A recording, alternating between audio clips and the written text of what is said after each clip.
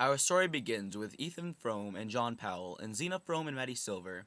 Ethan is unhappy in his marriage with Zena. His true desire is to someday wed Maddie, but he knows he cannot because of the relationship he feels bound into. Maddie also has deep feelings for Ethan, but both characters are unaware the other feels the same about them. Zena has begun to notice some strange, threatening behavior taking place between Maddie and Ethan. She then requests that Maddie be sent out of the home to live elsewhere. Our characters have also noticed some seemingly strange behavior taking place between Zena and Powell, but no one is aware of any situation between them. Our adventure takes place as Ethan is bringing Maddie away. I don't want to leave you. This isn't fair. I'm so sorry. I don't want you to go, Ethan. This isn't right of her. Are you sure you talked to Zena? Did you really try? I mean, for her to... I tried. I did all I could. She shouldn't do this. She is only sending you away because of some foolish jealousy. I don't think it's very foolish of her. What? What do you mean? It's just, we do have a lot going between us right now. Ethan, she has every right to be jealous of what we share, don't you think? Ethan, if you really feel the same way I do, then be with me. But how? I already... Shush! Settle down. We can stay together if we spend our last moments together. We will finally get to take a sledding trip. But you have to believe in me when I say, we will aim and crash into the tree. We can end it together. For all I want is you. Maddie, this is crazy. You are asking for us to kill ourselves. Do you realize that? I love you, but it wouldn't work. You said it. You love me. And I love you. So trust me. Okay, I trust you, Maddie. Let's go. Where could he be? I should have known better than to send him off with that, well, her. But then again, oh well, that doesn't matter anyways. Nothing can happen.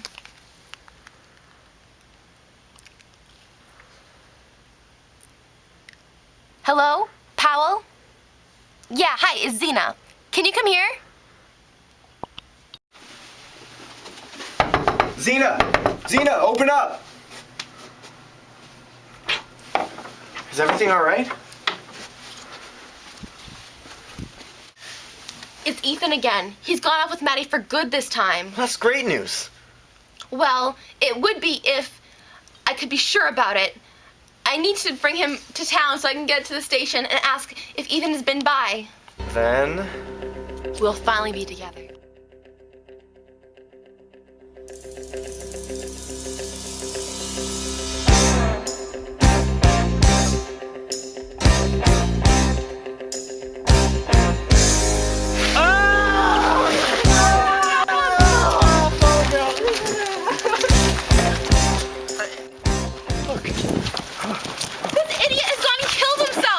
Or they tried. He's still breathing.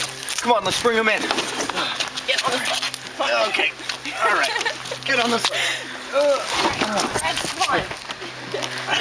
Fred, you feel okay, just stop.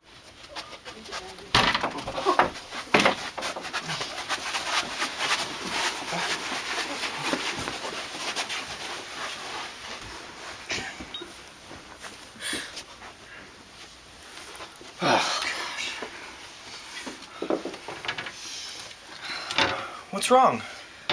My husband just tried to kill himself over his love for another woman. What do you think is wrong? No, there's something else. It's clear as day. I've spent a lot of time with you, Zena, and I can tell when you're thinking. No.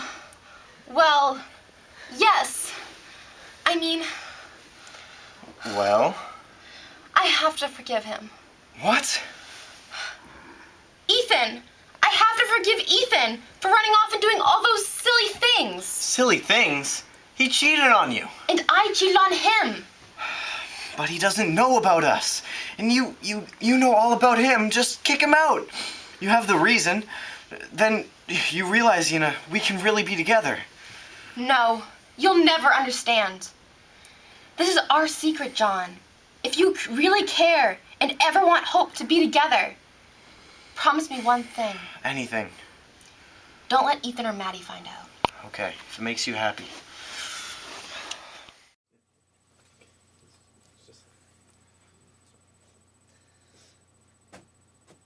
Zena, I'm sorry.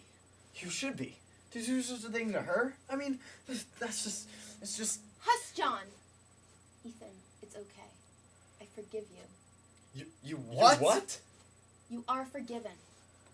We can forget about all of this and just go back to our normal lives. Xena, thank you for the forgiveness. But I don't want to go on with our normal lives. I love you, Xena, but this isn't going to work. I'm sorry. Maddie and I are going to catch the train and leave tomorrow. So, Assuming she's okay. So, it is true. You love her. Yes, very much. Well, I will accept that. But why are you so accepting and forgiving? I've done so much to hurt you and I feel terrible. But you just say okay. Why? Maybe I will tell you someday, but not today. Okay. Well, I'm going to check on Maddie and begin packing. I'm really sorry, Xena. This isn't... It's okay.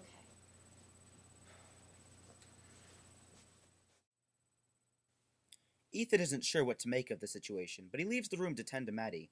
A small grin comes over Xena's face as she realizes both Ethan and Xena were unhappy with each other, and now they have found a way out. Ethan and Xena get up the next morning and say their goodbyes. They embrace, he leaves, and is officially gone. Xena and Powell are ever so happy their plan will work. The four characters then go on with their lives until 20 years later.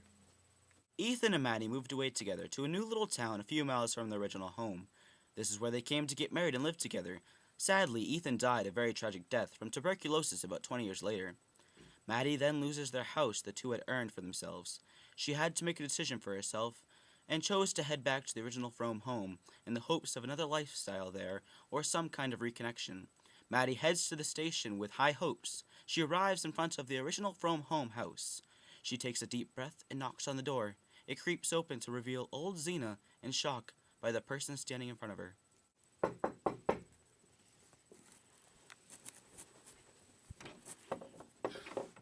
Hello, Xena. It's been a long time. May I... Please come in. The years seem to have changed for the two of them, leaving them laughing and sharing stories of the past 20 years. Xena, you have to know I'm not only here for forgiveness, but to tell you what happened through these years. Ethan and I were married, but he was never truly devoted to the marriage. He often talked about you, and I know he saw your face before hitting the tree. And he passed away a few months ago from tuberculosis. I expected you two to get married, but I am sorry. I really hope the best for you. Ethan said you were too forgiving for him, and something was strange.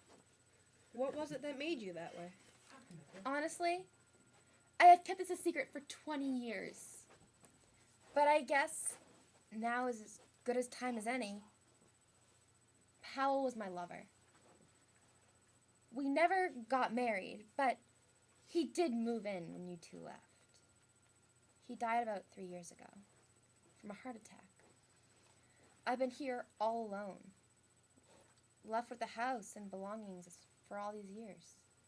Well, I'm sorry for your loss. Are you out of a place now, Maddie? Yes, I am. Would you like to live here? There's so much space. I'd love the company. Really? Well, I would love that more than anything.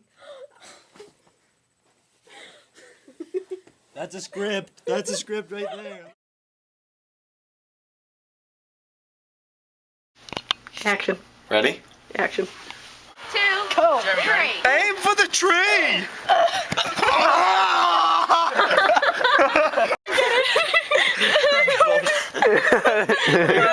I hate this so much. Sled!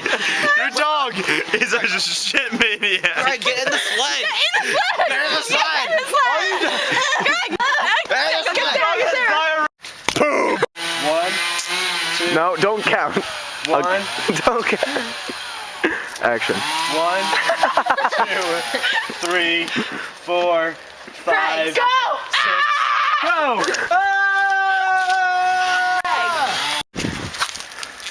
This idiot has gone and killed us.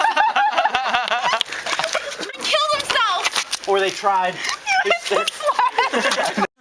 No, just please read. Just read it. Blake, I'm going to kill you. Blake, Okay, don't do it Blake, without you want to me. read this or no? Just read it. Just don't. Don't. Future. Future. This is the Blake in his natural habitat. Oh, he finds that quite humorous. Oh, and here comes the Jeremy. We are so lucky today, ladies and gentlemen. Run! Run! Ah, what have you done?